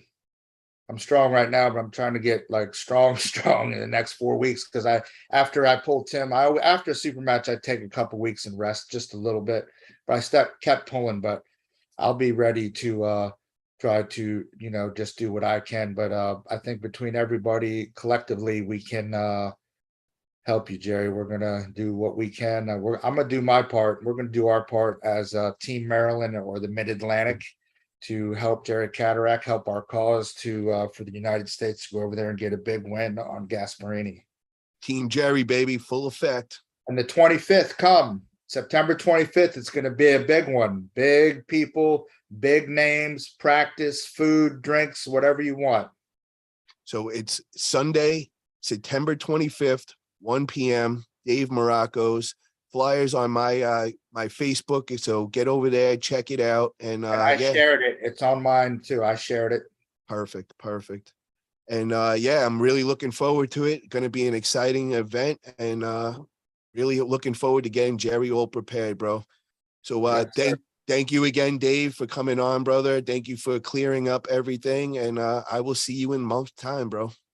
No problem, Paul. Thanks, buddy. I'll talk to you soon. See you, Sounds bud. good, brother. Have a